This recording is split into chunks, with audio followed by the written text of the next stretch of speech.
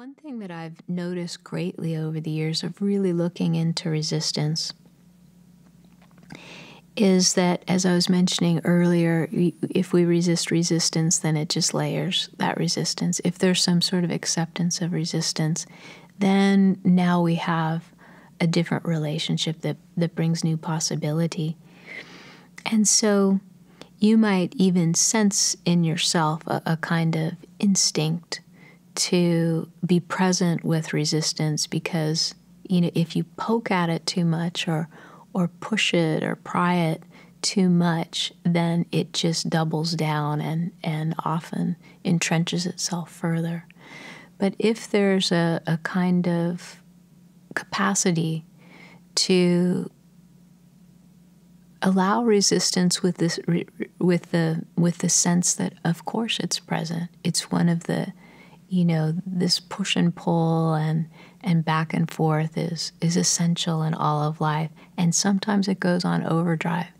Sometimes it gets a lot of momentum of our conditioned self that's less organic, the difficult conditioning that just really drives it in further, and often that's due to difficult experiences that have taught us to steer things in a different direction when we sense them going awry. So there's some great intelligence in this, but sometimes it goes on automatic and it's just in play as though the conditioning is like asleep at the wheel, and it's just so automated that we don't always look at it. So this is the challenge for tonight that I give you, is to look at this even more deeply. And so as I've looked at it more deeply, what I've instinctively known is to give it space and be open to what it might be trying to communicate, or toward what might support it and what is needed. And probably one of the more obvious ways that people register resistance, but besides the tendency to kind of adhere to an egocentric experience that entrenches itself in ideas about, I want this, I don't want that, I believe this, I don't believe that. But another way that people experience it really predominantly, this felt sense of resistance, is in this existential grip in the gut that Adya talks about, just sort of this primal no. It's like, And so as I've looked at that over the years, I've really been a very kinesthetic person, but also a visual person.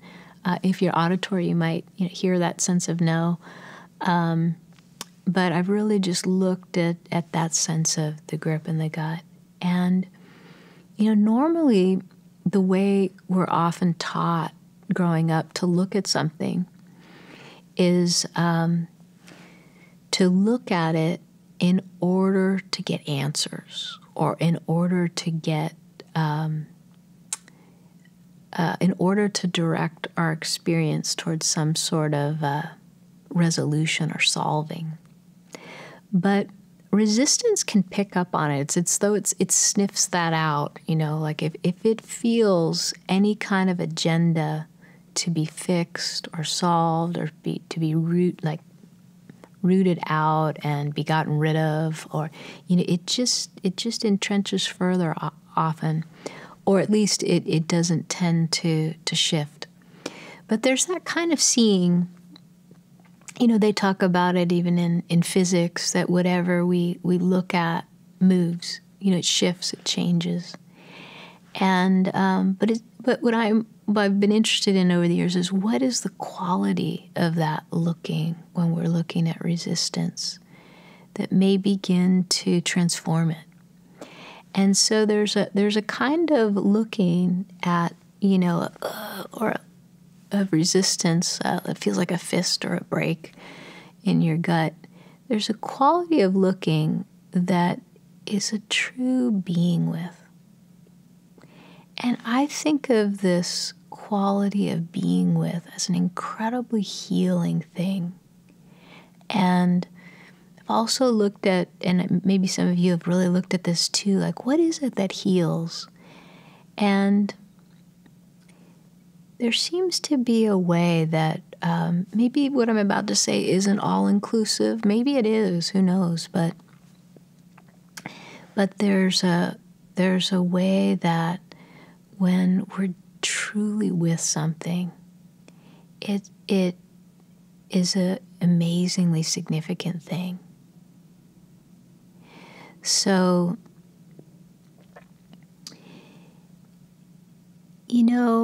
maybe you experienced the death of a pet, a loved one, something close, and you may have had that experience where somebody was able to be with you in that time of sorrow, and they were just simply with you. You didn't even have to talk or name what was happening. Both people are aware of the grief or sadness or anger or whatever it might be, but there's a sense of being with, and somehow it feels really different than being alone with oneself, which sometimes is also a being with, a real being with oneself, where you don't really feel alone at all because it's so intimate. But you may have also had that experience with another person. But the quality of that can just be such a soothing balm is that there's this kind of being without any agenda, without any need to fix or change. The real magic is in that being with, the togetherness and the presence, and the quality of okayness that comes with the genuine regard for being with that person, regardless of whether the experience is really difficult or really pleasant. There's just that the importance is in the being with. And I'm sure you've had experiences where you were deeply listened to, and it was the power of that presence of that person who was deeply listening to you and bearing witness to your process or whatever you might be sharing or even not speaking. But somehow the power of that being with created an environment that felt safe. It felt supported. It felt like it just consummately allowed you to be exactly as you are. And there's something really incredible about that type of being with. And maybe you've had a time where you were sick, and a thought comes to my mind of a friend who I know who has experienced chronic illness. And one of the most amazing friendships she's had is, when a person came to be with her at her bedside when she was spending months after months in bed. And this person just sat in quiet, and they worked on their quilting. And, there was this being together.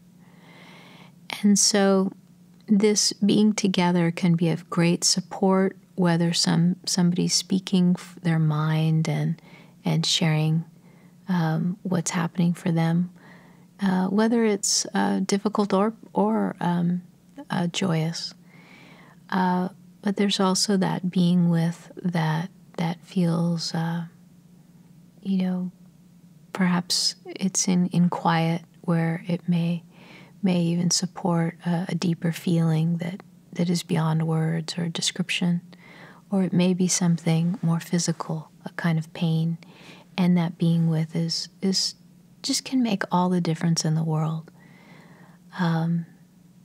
When we are abiding in our own nature as spirit and being present for our own relative human experience and its ups and downs, we can feel two expressions of ourselves simultaneously.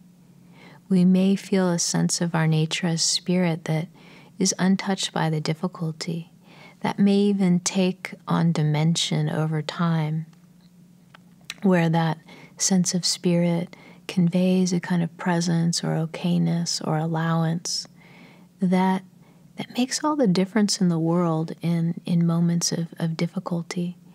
I like to say it's the sweet that goes with the bitter. And, a bitter experience is hard to swallow, but it is a bittersweet, that makes it all the easier to